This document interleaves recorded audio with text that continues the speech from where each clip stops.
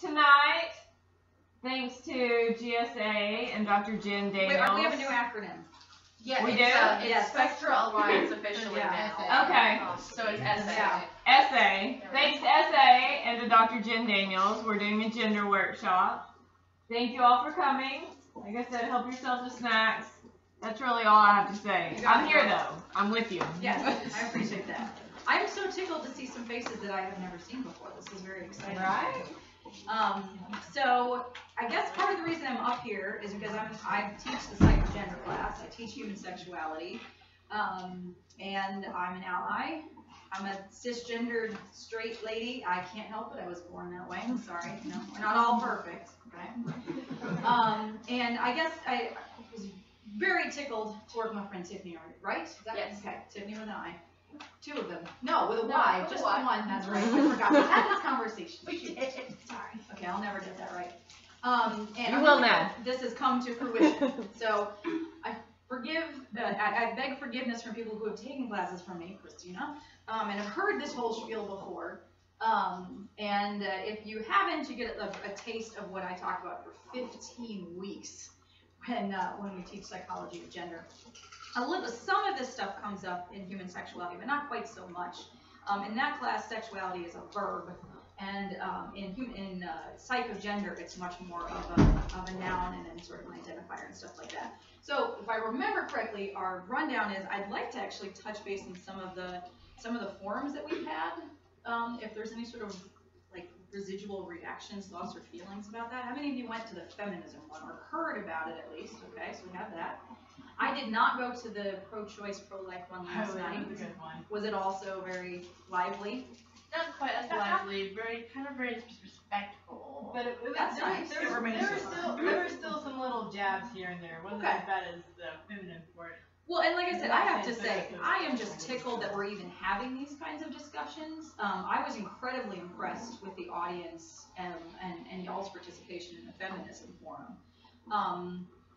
I think what happened with that, from my perspective, is we all got real tired.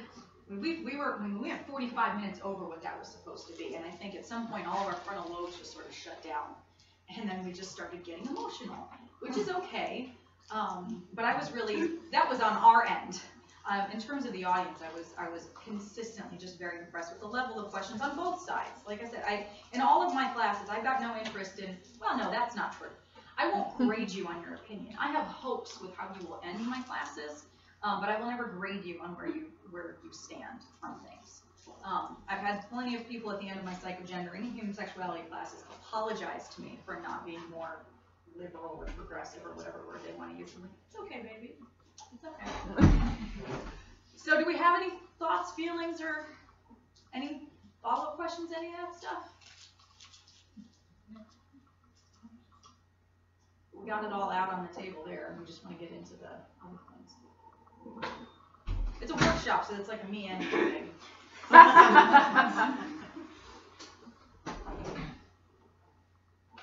No, we're all feminists of one color or another, and pro whatever the heck you want to be. Okay? All right. So let's do this.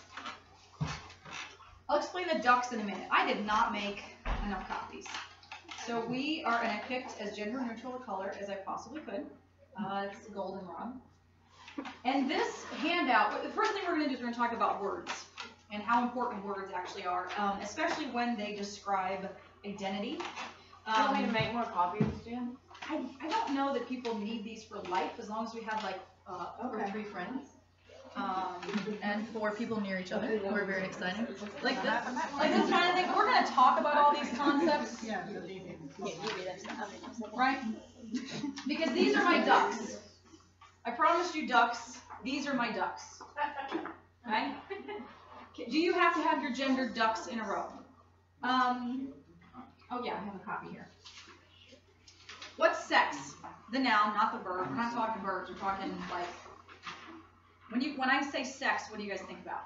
I mean, again, describing a person, not a verb. Talk to me. Biological. Biological? Add to that. Biological genitalia and secondary sexual characteristics. characteristics. Yeah, so you're talking, so we look at, so when you get shot out of a birth canal, that's how we label you. That's your assigned sex. At birth, you get yanked out. We look at you, and if it's folded, if it's an innie, you're labeled as a lady type. And if you have an outie, yeah, not the car, right? Remember, my accent sounds like an Audi. An Audi is a, oh, we're having a conversation. Okay, so now where does genetics fall in this? Where's genetics in the definition of sex? Such as the X and Sex Y. chromosomes? Okay, so talk to me about that, define that. I'm a scientist, I need really specific definitions here. Talk to me, Muriel. Female is X and X chromosome, and boy is X and Y. Okay. You can only get the Y chromosome from the father, right? Yes, exactly. So that's why Henry VIII was killing off all the wrong people. He was a problem. He wasn't having boys. He wasn't in, yeah, exactly. That's how I remember. That's the limit of my biology. I remember that obviously one trait has to carry over still. Now, what about folks who? Okay, so if we just go by biology, because I think that's what most people think about. And I think for a lot of folks, sex and gender, they conflate it, and I hate that.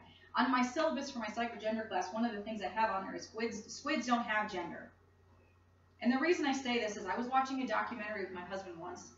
I do call him my husband, not my partner. Oh, my husband, and that's okay too. We'll talk about that in a minute. We were watching a documentary about giant squids, and I love giant squids. Like I've dreamed like krakens and stuff like that. They're gonna come up and like fight with a sperm whale and stuff. I love these documentaries. They're great.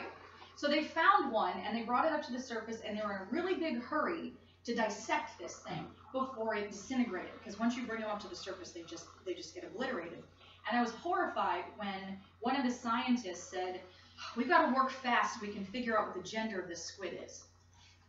I'm in my basement in Bloomington, Illinois, screaming at the television set because gender is in your brain. Squids can't have gender, not unless we can figure out a way to train them to hold a number 2 pencil and to take our little surveys. So maybe they have a gender that we haven't discovered yet. But it drives me nuts when people conflate sex with gender. Now think about it this way. Look at that sheet of paper that I've got that is floating around. Do I have more words on there than just sex and gender?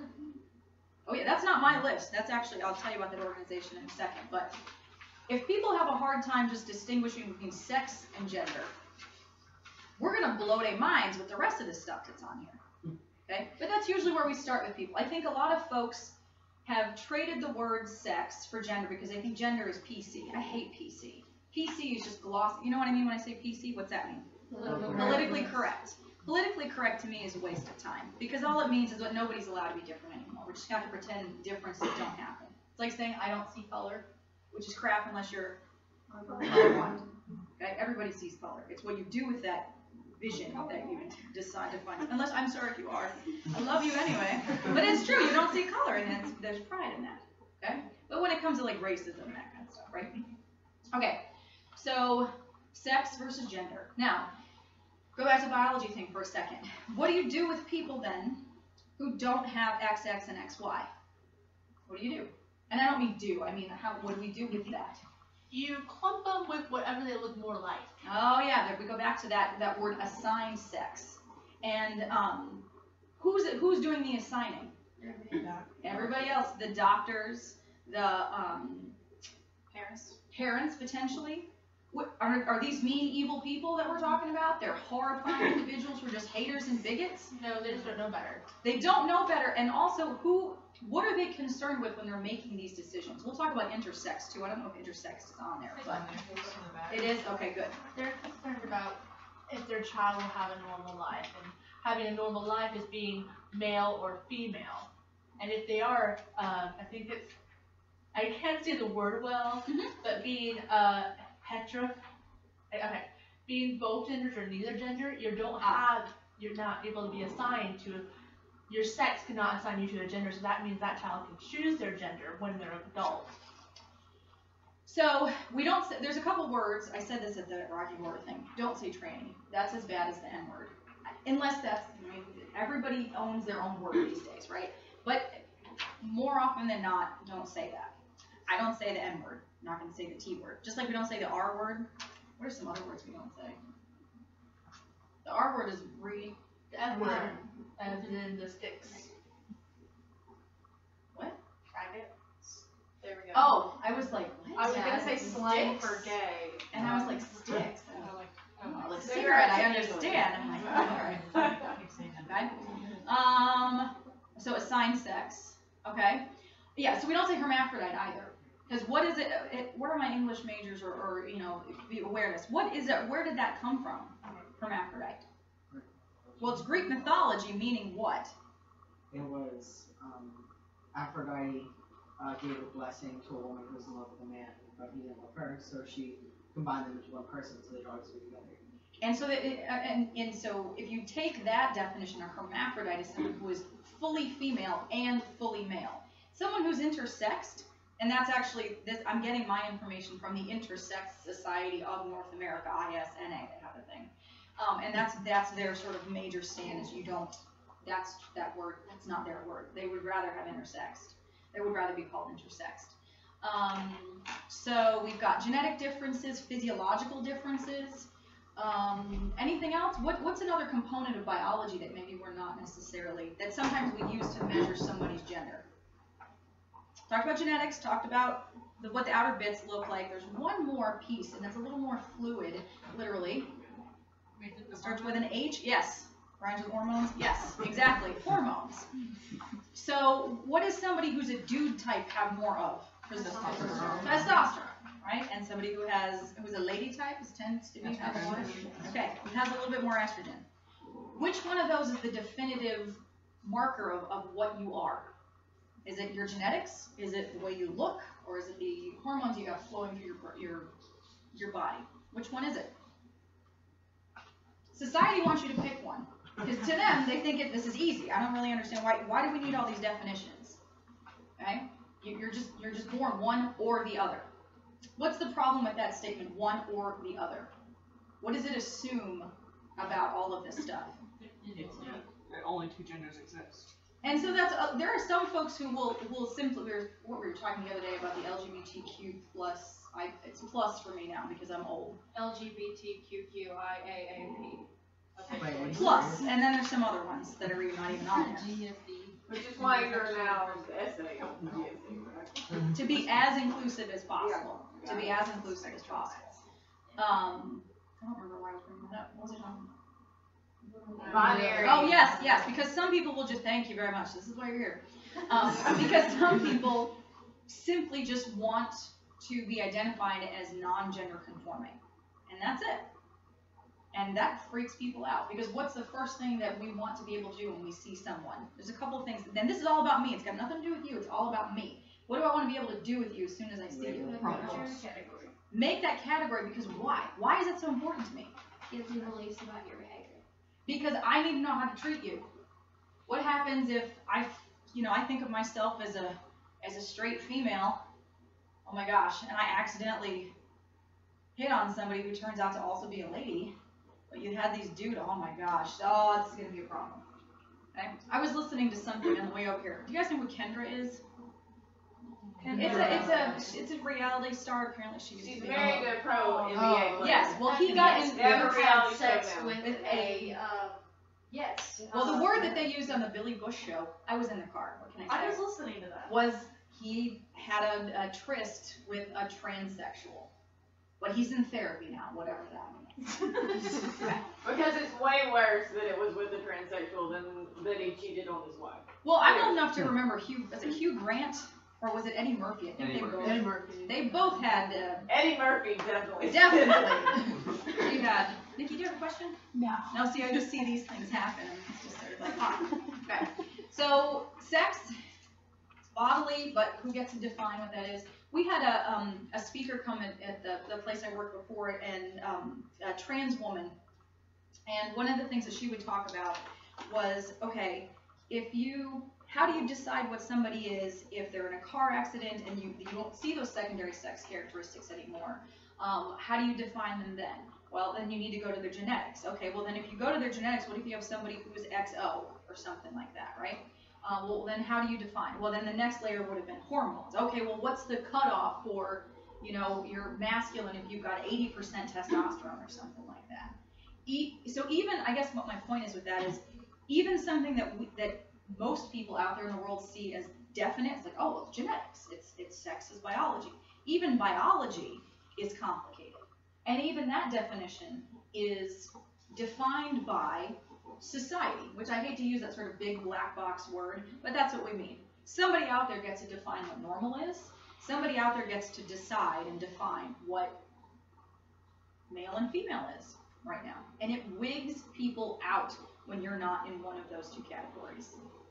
And unfortunately, well, I'll talk about in a second about, I got from the, who was this from? National Transgender Equality Center, how we're doing in the South. But I'll end with, that'll be kind of midway, and then we'll end with something happy. Okay? We'll end with trans etiquette. That's way more upbeat, okay? Because I can laugh at myself a little bit on it. So so we start with biological anatomical sex. Gender identity.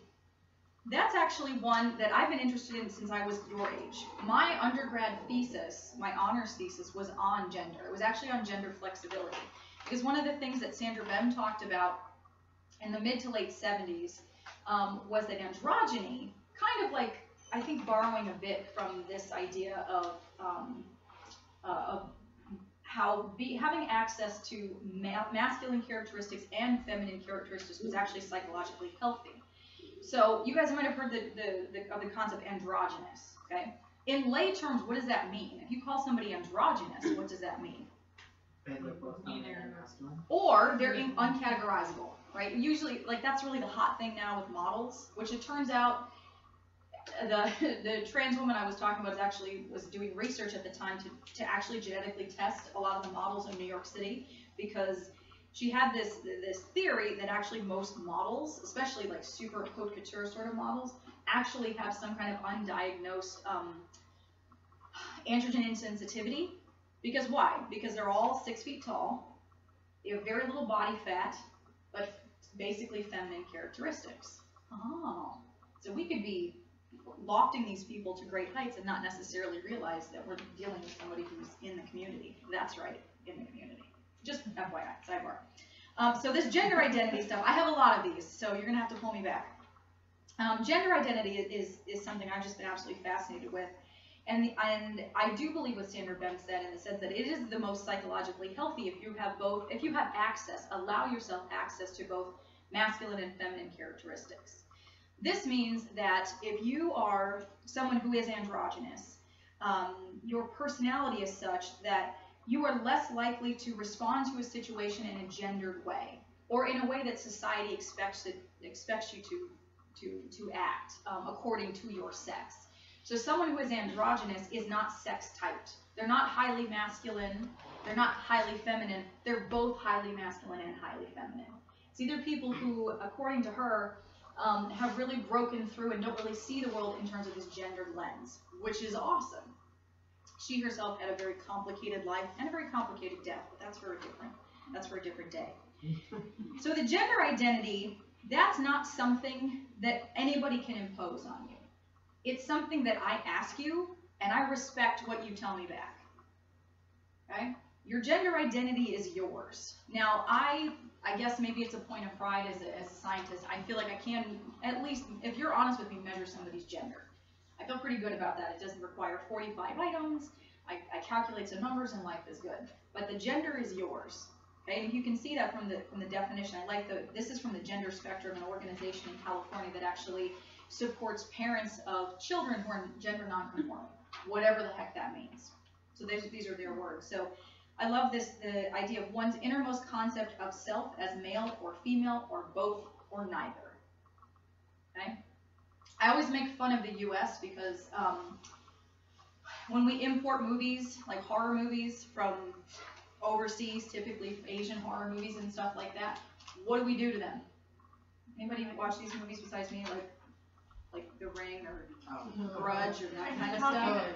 What do we do with it? The endings the endings for movies over there, they're ambiguous, they're creepy, okay? They're exciting. I'm like, oh, I don't know what's going to happen next. As soon as we import them, we have a very low tolerance for ambiguity. As soon as we import these things, we give it an ending. It's the same thing here. We don't like indefinites in this country. I think maybe it's because we long for a sense of control, even if it means, exerting control over somebody else. And if I have to respect the fact that you could identify as male, female, both, or neither, whoa, why would that leave me feeling adrift? If what we said before was true about I need to know what your identity is for my sake, if I can't just look at you and know how you identify, how is that a problem for me? Well, without being able to categorize someone into a gender category, then you don't know how to treat them. And it's like, so, okay, you're not male, you're not female, how do I treat you? Because we decide how we treat people based on how what their gender is. Even though we shouldn't do that, because you should treat people like people, regardless. But there are different. But there's like what? Like what kind of gendered behavior are we talking about? You already know what pronoun to use. I know that's a very English professor thing to say, but it's the truth, right?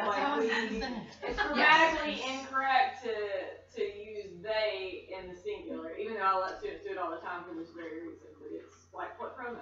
And I'm glad you brought that up at this point. I have a whole thing about this because I violated trans etiquette, and I was in a trans wedding last month, and thank goodness they have grace and have a sense of patience with me, because I yes ma'amed and no sir'd when I should have yes sir'd and no ma'amed a lot in my life, and thank goodness they're, like I said, they're patient with me. But choosing to say they, how is that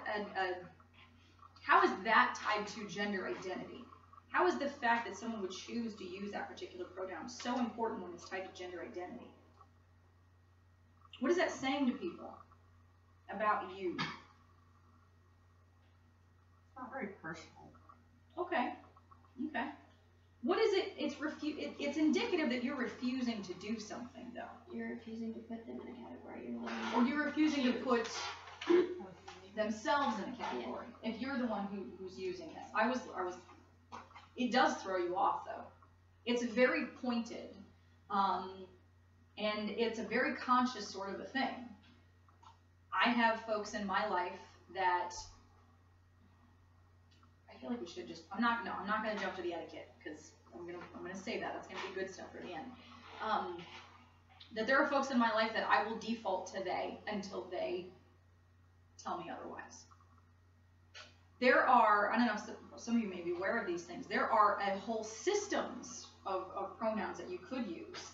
Some people use Z, some people, I can't even think, Z is really the most popular one, but they seems to be the most sort of mainstream choice for pronouns.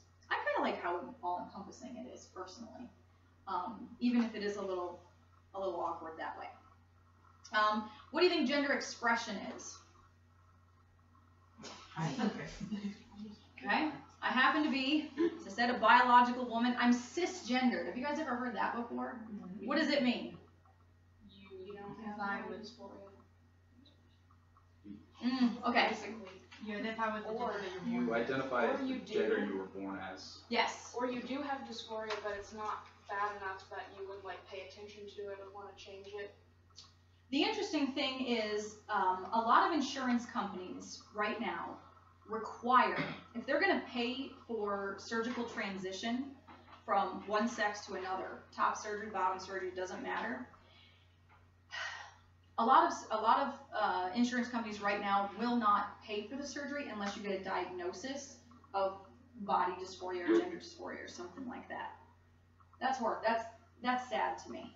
Don't even get me started about changing, driver's license or birth certificates or anything like that.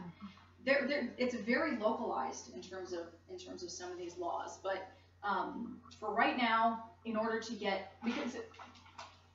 why does that make me sad? Why does it make me sad that these folks need to have an identifiable sort of disorder in order for them to get the surgery that they're seeking? Why does that make me sad? Because somebody can tell them something wrong with them. What are they really just doing? Making themselves comfortable in their own body. That's it.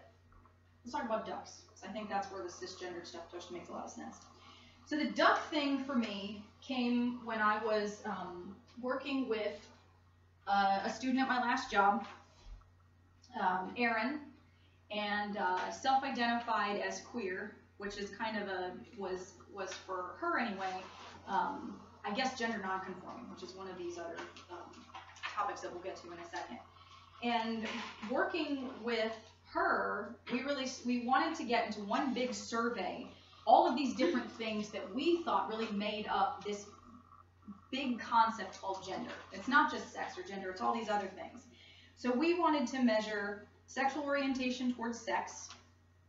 Okay, this means that you're physically attracted to and you would like to, you know, have a good time with people of a certain sex. You could, to be crass, you want to engage with a certain type of genital. Just, okay, we're all grown. Okay? Sexual orientation toward a certain gender expression. How might this be different? What are you physically attracted to here? How they present themselves. Okay? I show a documentary in my psychogender class called Southern Comfort. You will cry. This is good. Oh. This is a really good documentary. Oh, I have seen it 10 times. It's 14 years old now, and I cry every single time. It's about a trans man named Robert Eads living in rural Georgia. Unfortunately, he's actually dying of cervical cancer because he, quote, only ever had top surgery done. Is everybody pretty comfortable with what that means? So he was born a biological woman and had his breasts removed. And so you look at him, he looks like Richard Petty. You guys remember that he's a race car driver, wore like a black hat and, you know, and all that, real country boy. And quite actually, his gender expression was such that he couldn't get medical care. And unfortunately, the documentary is actually the story of the last year of his life, because he actually does end up passing away. And he was actually refused medical treatment because his gender expression was so masculine. Gynecologists didn't want to treat him because it would make their other patients uncomfortable. Okay? So no bottom surgery. That means down south we're working with what they were born with. We're talking about vaginas. Okay?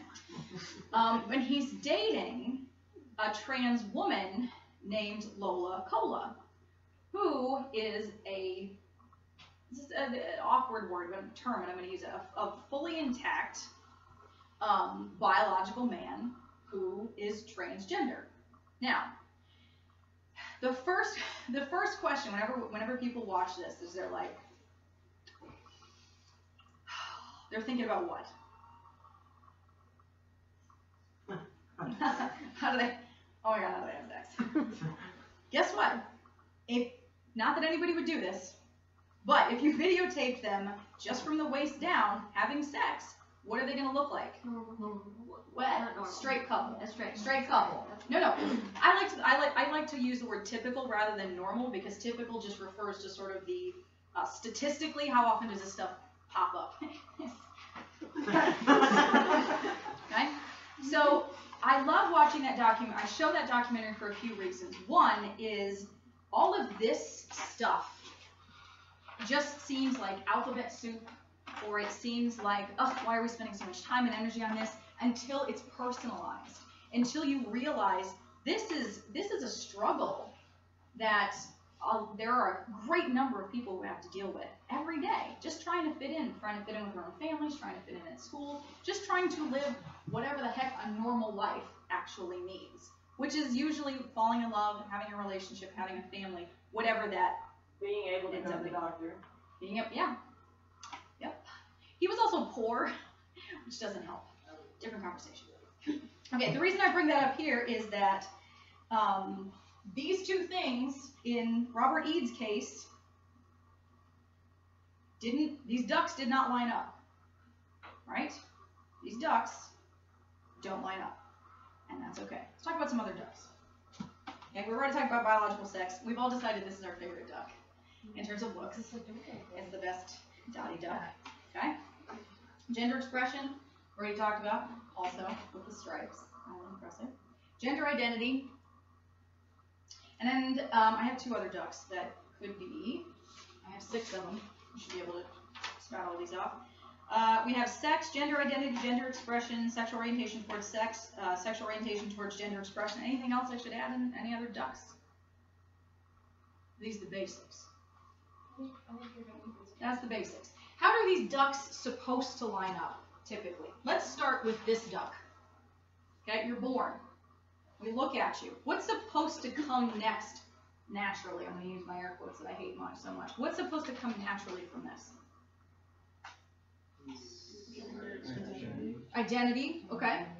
So I was born a lady type, that's right. I didn't give birth to a child, so biology students, we all know what we're working with here. Okay, sex, gender identity. I'm gonna look at what I've got and go, okay, buying some dresses. Okay, I'm gonna remove my body hair. I'm going to wear earrings, lots of makeup, and shoes that hurt. Okay. Oh wait, no, sorry. I was getting ahead of myself. I was. Yeah. But here, this is sort of a natural extension. Oh well, if you think you're a girl, well then these things go along with being a girl. You have to express it. Yeah. So these ducks are all lining up. Okay, good. Now, but what do I do about these ducks? Do these ducks line up? Ooh, but what happens if these ducks line up? What does that make me? Get a what? We don't have to whisper it in this room. A what? A lesbian? Question mark? Yes. Think about it. If we extend it this way, we expect when these things line up, when your sex matches who you think you are and how you present yourself, you will be attracted to what? The opposite. The opposite. And that's quite honestly the way that psychologists have been thinking about gender for the last 100 years. That masculinity is the absence of femininity, and femininity is the absence of masculinity. Those of you who've taken my personality class, one of the things that came out in the 50s is we would have tests, Freud would have tests, and other folks would have, well, lots of people had tests. The way they figured out if somebody was gay, because you couldn't just ask somebody in the 50s, you'd have them draw a person. It was creatively called the draw person test. Super good. And if you were a little boy who drew a lady, what kind of tendencies did you have? Which makes you, if you're a boy type, with feminine tendencies equals Gay. Gay. Okay? That's why you're not supposed to put little boys in pink, because that's going to insta-gay. Yeah. That's why, did we talk about that you're supposed to, when you, two straight men go to the movies, do you sit next to each other? Do you know if they sit next to each other? They have the seat, because what's that seat protecting them from? The gay. The gay. It's the gay away chair. It's the we're just friends. It's the we're just friends seat. It's the we're just friends seat, because it's like No homos. no homo seat. Exactly. Okay. So going back to that word typical. Typically, do most people's ducks line up like this? Not in my personal circle, but out there in the world, typically things line up this way. So often that when one of these things is off center, I know I needed a board or something. When one of these things is out of line, we send you to the doctor. Okay, probably a psychologist to tap all this stuff back into line. I don't remember what class it was. Maybe it was social psychology. We were talking about the hot water that Angelina Jolie's been getting in because her daughter, Shiloh, their gender expression is a little masculine. How old is Shiloh? Like 9? Or something like that? She doesn't even have the secondary sex characteristics yet, and yet people are losing their minds. Okay? What are we so afraid of? That she'll become a lesbian. I guess. Or something worse. Oh, gender. I know. Okay? Let's be honest. Let's be honest. That's one of our favorites around the office. Okay. Gender expression. Gender role. That's the expectations that we all have. Okay. Honestly, the transgender moniker is my preferred umbrella term. But it's actually quite generational. I think if you go back a couple of generations, say people my age and a little bit older, within 10 or 15 years older, there's much more of a distinction between people who are transgender and who are transsexual. I think the younger generations would rather have that umbrella term of transgender. Why? Why is an umbrella term good in this particular case? Well, with transgender and transsexual, I'm sorry for talking too much, but transsexual is specifically if they change their sex characteristics, and just because you identify as you're born a female and you transition to a male, you express yourself as a male. Just because your parts don't match that doesn't mean you're not a male in your mind or how you express yourself. Here's the thing: who gets to decide what counts as transsexual versus transgender? Person. Well, and that's just it. There are still definitional. This is not, you know, the only truth in terms of these definitions. There's still discussion in the community about if somebody who never has bottom surgery done, can they call themselves transsexual if that's what they want to call themselves? Some of these definitions are still very floaty. That's why at the end of the day, I always go by what do you self-identify as? You tell me about your ducks. I don't know anything about your ducks. You line them up. And who's the only other person that really needs to care about your ducks? Whoever you're with. Okay? Or other ducks. Sexual orientation that kind of goes in here. I think some of these other terms that may or may not be, y'all may or may not be aware of, genderqueer. I was part of a safe zone training at previous places I've worked, and it was, as I said, it seemed kind of generational because I was safe. Do you guys know what safe zone training is? Safe zone training is training for, it's typically on college campuses, but it can be at other kind of organizations too, where the faculty and staff learn really sensitivity training, but that sounds so, ugh. But it is. It's really some of this stuff. It's what questions not to say or what questions to ask, and then you can put a sticker outside of your door, and so somebody who is struggling with identity issues or whatever it is knows that that's a safe person to go to talk to. So I was going through this training, and it was being led by a cisgender gay man. He was like in his mid to late 40s, and this is a few years ago. So he was in kind of a different generation, sort of the Stonewall generation. And I was saying that, well, you know, I'm starting to encounter students now who identify as queer. I'm starting to have more of an identity sort of fluidity as opposed to sexual orientation. And he sort of poo-pooed it as, well, that's just a phase they're going through right now. Why was that so horrifying to me? Because gender is your specialization. Well, and part of it's just like, why did I hold him to a higher standard? Why did I expect him to get it? Because he's gay. But think about this. How many ducks is that? That's just one duck. Okay, there's a lot of ducks floating around here, but it works for me. It works for me. Okay? He was still I was shocked. Let me just put it back. I was sort of shocked that even he didn't get it. And the only reason I even get some of this stuff is because I've had people that I care for transition. The trans stuff is really what I'm into right now. And gender nonconforming and a lot of that kind of stuff, because it's really, I forget, I'm in a bubble. Like, Facebook thinks I'm trans. Because of all of the people that I know and all of the information that I like. They're giving me links to like Packers and stuff. I'm just like, no, I don't, thank you. It's a good deal, but that's not my need.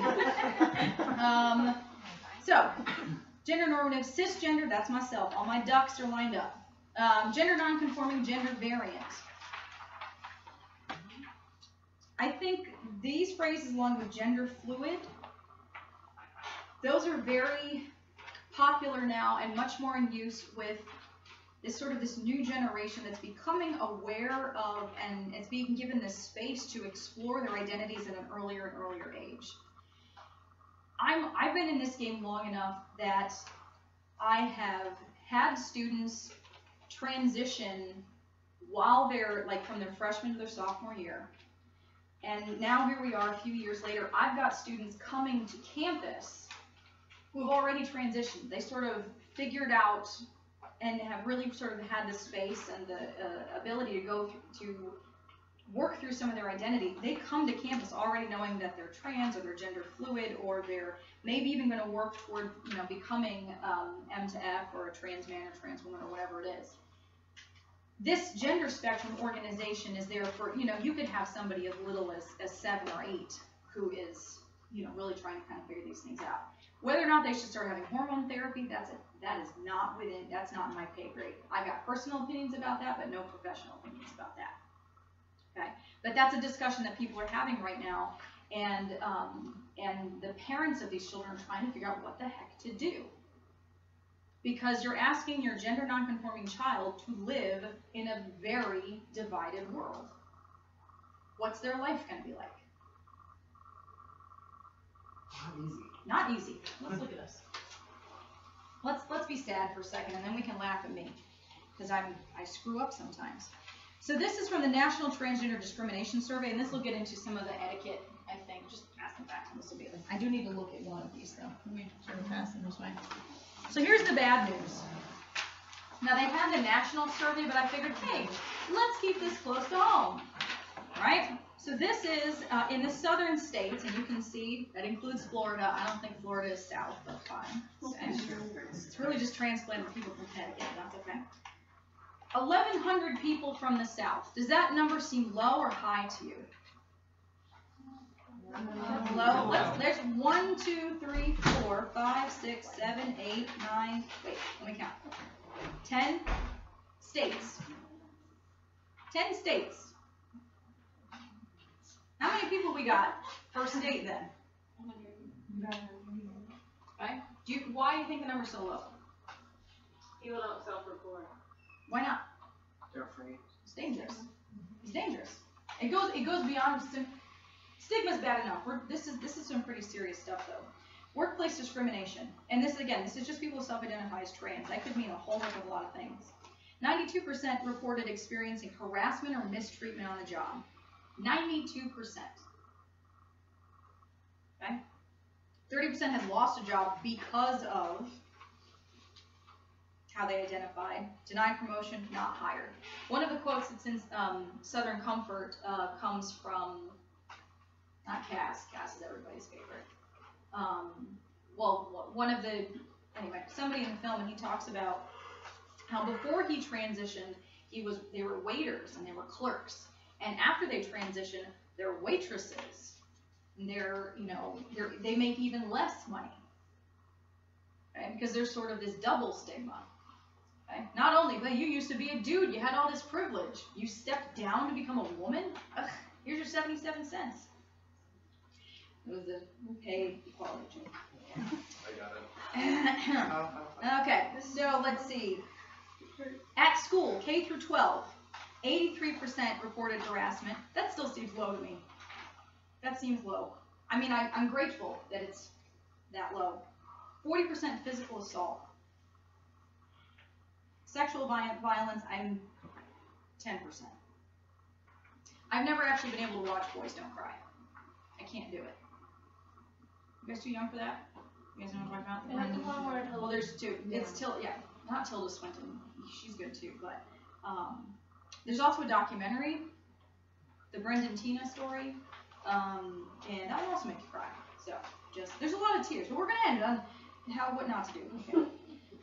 Economic insecurity, housing discrimination, instability.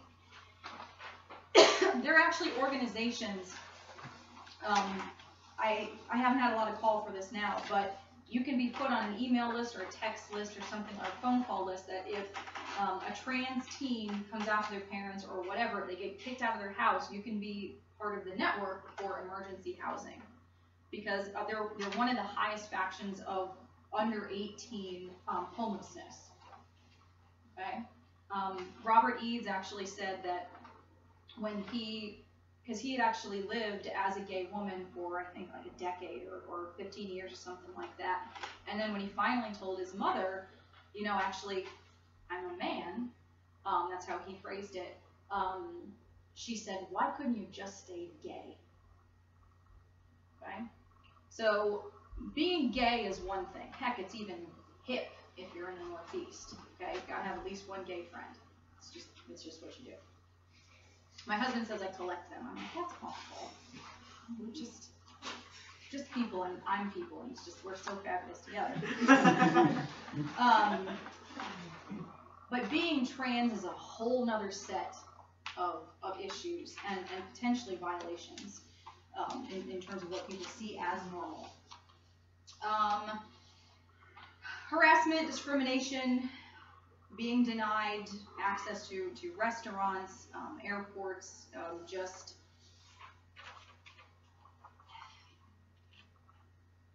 you guys ever seen that website, The People of Walmart? Okay. Sometimes they're funny. Sometimes they're not so much. Okay. When you've got a 45-year-old man who is just trying to buy groceries in the clothing in which he is comfortable, instantly seen as, a target for ridicule and abuse, potentially, that's a problem. That's a problem. And healthcare we've already talked about. They actually have the Robert Eads medical sort of fund that they collect money for every year because you think about it, if you don't have good jobs, what do you not have? Insurance. You don't have insurance, so you can't afford basic sort of medical coverage and stuff like that. Okay, let alone trying to be to get that magical diagnosis so you can go get the surgery that you want. So that's the bad stuff. That's kind of this is the reality of what we're living with. And I gotta be honest with you, I live in a bubble because I forget sometimes. I've been reminded, unfortunately, recently about where I live, where we live, and I still have people who, when I said I was coming back to live down south, they're like, why would you want to do that? It's so nice here. We can just be out and proud, and you can just cover yourself in rainbows and walk around in a sparkly pink thong, and it's like really super exciting. Well, maybe that's California, sorry. And my point is, you know what? Because there are at least 1,100 people here who need allies of every kind, form, and fashion. There are a heck of a lot of paths that need to be blazed here. And I like to think, not from my own point of pride, but there are people that I've met in my life, I'm the only one, besides their therapist, besides their psychiatrist, that know that they're out to. That breaks my heart. Okay? These are people who are still living very closeted lives, continue to. I mean, they had me for classes almost 6 years ago, still closeted, still lonely, and not really, I can't imagine carrying that burden inside. I can't imagine, being with my husband, but not being able to be with my husband. Okay? I'm speaking to you from a point of huge privilege. Cisgendered, straight, married, female. I get to talk about my husband all the time. Okay? I don't have to hide nothing. Goodness knows you guys know I don't. Okay? This is complicated stuff. I don't have all this stuff figured out, but I sure am interested in trying to figure out what I don't know. Okay? Let's talk about what not to do, and then we're going to open it up for questions. It's so exciting. Okay? So this is from a website, a blog actually, Matt Cayley, who is a trans man, and he has two pages. I think I can kind of hit the highlights. One is trans etiquette for non-trans people. Okay? And the other one is 10 things not to say to a trans person. Which one do you want to hear? How about 10 things? The 10 things. This is kind of fun. Because this is the worst Letterman tenure ever. Well, I'll start from number 10. So number 10 is never say, what does being a man or a woman mean to you? Which is like the worst Miss America question I've ever heard in my whole life. Okay? Are you afraid that people will hurt you or want to hurt you? Yeah, this is his answer. I try not to think about it unless someone brings it up. I can still see the man or the woman in you. And he says, darn, did I forget to zip up my pants again? Okay? Those kinds of questions, asking those kinds of questions, they're talking about ducks again. Okay? They're talking about how well or how poorly somebody is passing. Okay? You just don't do that. Number 7 is, how do you have sex? And his response is, buy me dinner and I'll show you. That's a good response. Yeah. Equally offensive, he says, how do you go to the bathroom? And you're like, there's something called the urinary tract, and kind of thing. I thought you'd be a monster, but you're just a normal person. And he says, catch me during the next full moon. Number 5 is, you passed really well. Some trans people take this as a compliment, especially in the early stages of transition. Passing implies that a person is not what he or she seems, that a person is passing for something else. Unless you're a driving instructor, if you wanted to give a compliment, say, you look nice today, or that color looks good on you, or whatever you would say to anyone else. Okay? When did you decide to become transgender or transsexual? What's that issue with that question? Yeah, exactly. That's a hot button for him. We didn't decide or become this way. We were born this way. Okay? Number 4. You know, if you combed your hair a certain way or walked a certain way, did blank, fill in the blank, a certain way, you would be more masculine or feminine. Oh, okay. Why is that offensive? Please give me more instruction. Yeah, let me be just like you guys and not conform. Which bathroom do you use? Okay, bathrooms are going to be the next big issue. Okay, why is it an equality issue? How are bathrooms divvied up right now? Yep. Okay. What if you're gender non-conforming? Where do you go? We don't. If we had one, that'd be great. Yeah, exactly. We actually, in my last, you have a thought? No. Like family bathrooms, the ones that are meant for like dealing with children. That's usually dealing with children. I love that phraseology. You know, when they deal with children. Where is that on our campus? There's one in the temp. Is that always open? The temp? Yeah, no. Okay. We were able to get. I know that again with this had more of a push and became more of an issue. Other places I've been, and people get really worried when they think you're going to take their. I was going to say bisexual bathrooms. That's totally not. They're segregated bathrooms away. They always talk about safety issues. Are you aware of this? Like they're very concerned that safety. I'm like, okay. I could see that, you know, in certain bathrooms more than others. Well, and apparently, in order to be, there was something about, in order to have a proper unisex bathroom, it had to be a single stall with one lock, and there was some other component to it. But that would be perfectly good. That is a unisex bathroom. And so, but the problem is they think, well, we'll put one in on campus. Okay, well then you've got somebody who's gender non-conforming. If they have to use the bathroom, they have to go across campus to use the potty. Sorry, my kid is young. Okay? Is that fair? But a lot of people would say, well, we gave you your bathroom. Aren't you people happy? You people, it's one of my favorite faces. Over here. Can I interject? Yeah. Because I can't keep my mouth shut. Yeah. So the use of the word passing and the talking about segregated bathrooms, right? Mm-hmm. Most of you know I do a lot of African American studies and African American lit. Think about it this way. Think about the signs above restrooms and drinking fountains that say for white only or for colored only. We would not be doing that on this campus today. We also would not go up to someone of mixed racial heritage and go, oh, you're looking very white today.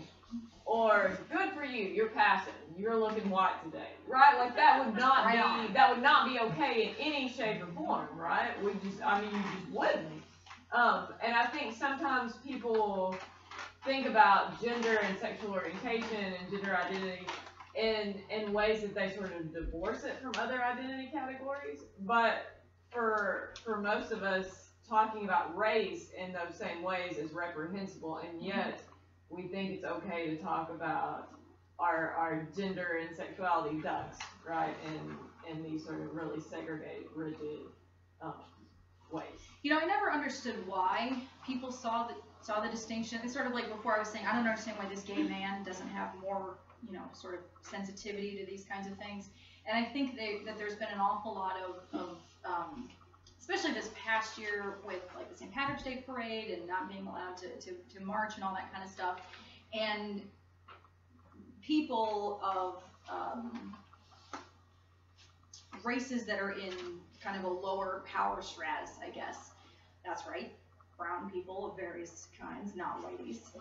And, yeah, I know, right? It's just so much. I'm going to represent. I'm super pale up here, too. Anyway, no, I'm just going to, I can be, okay. So remember back Prop 8 in California, okay? So one of the biggest really strongly crusading against Prop 8s were the AME churches and the traditionally black churches. And the African Methodist Episcopalian. Oh, thank you. Yeah. And a lot of the folks who were in the community were like, I don't understand this. Oppression is oppression. What did they come back with? Your oppression is not my oppression, because how are you different from me? Well, potentially. That's they came back, at least the speakers that I can think of, right? Decided it. I was thinking about that too, as if you like decide what race you're gonna be. Correct. And that was their distinction. Was, well, I was born black. I mean, not me, clearly, but I was. You were in my soul. Okay. My mama, like back in the trailer park. You guys remember Eddie Murphy? Like Hercules. My mom drops that stuff all the time, and she looks like Mama Cass. So that doesn't make sense at all. But that's the distinction. So it's sort of like, well, how come all y'all oppressed people don't just understand each other? And it's because there's still divisions there too. Okay. Don't even get me, you know, how the bisexuals feel about the, gay people, and just don't even get me started. There are gay people that don't think bisexuality is an orientation. No. You should put out there. Okay? But it's enough of an issue that it's an open discussion, an open division in a community that's already being oppressed by the bigger powers. I saw something on Tumblr the other day that says the new symbol for bisexuality is an invisibility cloak. That's so sad. And then the number one, and then if we have I'm time sorry, for I questions. totally do that. No, I love I this. do that. The number one question was, have you had the operation? Equally offensive is have you had the surgery? I hate this one in particular. Are you pre-op or post-op? You're only allowed to ask me that in 10 years. You can ask me that when I've had my work done, because I will. Because I'm a feminist and I can choose to have that done. Okay.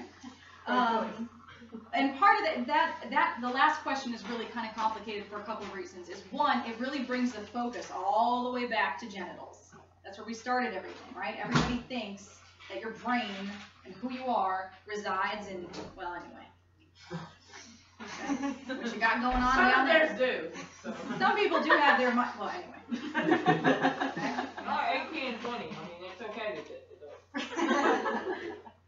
Here's the deal. At the end of the day, all we got to do is just be kind to each other and just try to understand where somebody's coming from. I don't think we're going to agree or even understand with what's going on all of the time. But that's not going to stop us from being human beings. I'm pretty sure I'm preaching to the choir on this one. Do you have any questions about some of the things that I brought up here, or disagree with the way I put it? Because, I mean, that's okay, too. Because the way I'm construing this may not be your reality. I'm just letting you know these are some of the ways to conceptualize it. What you got for me? Well, I gotta go just in a minute, but I wanted to say that I'm dating a trans boy, and one thing that I would like to point out is even somebody who's transitioning or whatever, they can still present femininely or masculinely. Like my boyfriend still dresses femininely, but it doesn't change anything about, like, you know, the fact that he wants to transition in some way. So the expression doesn't necessarily, that's why these are ducks, as opposed to even like a sliding scale. Because people see him as a girl, and he's 16, living with parents who don't know, and it's hard. So it's one thing to remember. that actually reminds me of appreciating people's privacy. You never out somebody else. It can actually be very dangerous. I have been in situations where I've had students who are out on campus and they're not out at home, and then it's parents' weekend, and I've got to remember, oh my gosh, you're Barbara, and I'm like, it gets stuck in your throat a little bit because you understand what a big struggle this is, but it's possibly dangerous if you don't respect that. I can't even imagine that kind of double life, but it's true. It's true. It's wonderful to have the freedom to be somewhere that you can be yourself, but at the same time to know that you got to go home and fit in a certain stereotype potentially for safety concerns is a tough truth. You can come out this way if you're excited. It's good. I just have to. There was someone last year who almost got outed out at a graduation by one of their friends, and the last thing I was like, oh. Yeah, probably did think it was nervous to hear that. And if you're close enough to someone, you can ask them what they would like to be called. I have to admit, I have a very hard time. Like, I'll think I see one of my people, and I'll just be like a freshman or something like that. I'm like, oh my gosh. Okay, let them come to you. That's good. It's okay. Because the last thing you also want to do is go up to somebody. So, what do you like to be called? And they're like, Christina. Oh, that's what I meant. Yeah. I totally didn't mean what pronoun did you mean, because I thought we were, and you didn't know that you were looking a little butch today. Something like that. I've put my foot in it a lot of times. I told you, I've manned and served people when I shouldn't have. But again, thank goodness. We need a gender neutral ma'am or sir. That's why I just say thanks, y'all. German, we have y'all's are good. Yeah, there you go. There you go. But if you say that now, you sound like a Nazi. Well, now I will. Other questions or concerns about what we got going on? Side note about y'all. Is it appropriate to use y'all in email? Y'all? Yeah. I do. Okay. If it's a professional email, type it out and say you all, because remember, y'all is a contraction of you all. And so. You all, but if you're. I'm getting yelled at for other things in my professional emails in terms of like grammar and stuff. So y'all is the least of my concerns. Honestly. I tend to spell it out in professional emails. I'll just put in all of y'all. All of y'all. All of y'all need to come to this meeting. What's the word? All of y'all. All of y'all. Whether or not to contract you all into y'all is in fact a choice. Whereas other things we've been talking about tonight are not a choice. Yes. To contract or not contract y'all is a choice.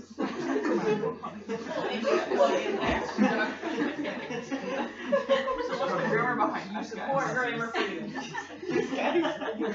You can say use guys, but you can't say you people. So there's the you people are very. I don't understand why you people can't figure this out. And you guys is just like, oh, you, where's a guy? You go. Well, I guess no, yeah, I know. You guy. Yeah. Not you guy. You guys guys a cisgendered man when you need one. Okay. I want to roll with you then. If there's ever anything that you guys want to talk about, clearly I'm not the only resource on campus. I'm probably not, I mean, again, I can only offer the kind of advice that a social psychologist who happens to be a cisgendered female ally, I think I've covered, straight, mother, okay, whatever. That's what I can offer you. I don't pretend to, I forget sometimes I have my own privilege. I think a lot of the time, the reason I can stand up here and talk about this is because I'm not worried about being outed, because this is who I am. And I know not everybody's got that kind of power or voice right now. But if I can always, I have lots of books. So, we have 3 full bookshelves. That last bookshelf is all gender, LGBT. I've got some history, I've got some fiction, all that kind of good stuff. So just about anything I can help you out with. And if I don't have the answers, I can point you to other folks who do. I can tell you Diane Ellis is a very safe person to talk to. Pat Mulick is a safe person to talk to. Nikki Yonsler. We have lots of safe people on campus. I'm a safe person, by the way. Absolutely. Even though I don't have a sticker outside my door, I'm safe. Luann. Luann is also I keep very forgetting safe. her. Yeah, I do. Now tell me about it. Yep. She showed up around here and I was like, oh yeah. I know. She really enjoyed herself too. I appreciated that. So, any other questions or? And I'm wondering what you think about the state of parenting children these days. Like, it's a big debate of how do we do gender neutral raising our children. I know this is probably a hot spot. Well, my son is straight. Okay. I was kind of hoping. Only because I kid a little bit, but only because it was like, wow. You know, I have been sort of a pseudo mother for a lot of my students over the years, and not that I would have wished him a difficult life, but it was sort of like, oh my gosh, you'd be so okay. It's like, you know, you see those like posts that they'll do on the interwebs about, you know, this. I wrote this letter to, you know, my parents, and then their parents signed like, yeah, we knew. Go get some juice on the way home or something like that. We've known since before you knew that you were. I tried to make sure my son had access to baby dolls, but I didn't force. You just have to leave access open. You just kind of have to give them the opportunity to, you know. Everybody needs a place that they can just be and explore and be safe, and safely figure out who they are. And the last thing I would ever want is to think that my child would feel like my house is not a safe place for them. So safe, whatever that means. That gets into, I'm on my soapbox, which is me being just me, not speaking from any official capacity. The idea of giving hormones to younger kids makes me very nervous. It makes me very nervous because what they're trying to do, some of these folks are trying to do, is give hormone therapies to actually stop the onset of puberty, which makes me, again, very nervous. Not because I want them to stop, you know, these secondary sex characteristics, but what else happens to you during puberty? You get taller, you get your muscle mass, you know, like lots of things happen to you. And so it makes me very nervous when you've got parents on the other end who are kind of hoping, I guess kind of like me, but not enough to make my kid, you know, hoping that I have an interesting child, because interesting people go on the internet and they're interesting together and they have their little 5 minutes of fame or whatever it is. That makes me nervous too. I just think, we've talked in the past about, there's this stupid song, remember, what is it? The Bare Necessities. You guys know this song? From the Jungle Book. The Bare Necessities. Don't make me sing it because I will. Sing the Bare Necessities. Forget about your worries and your strife. Yeah, man. Okay.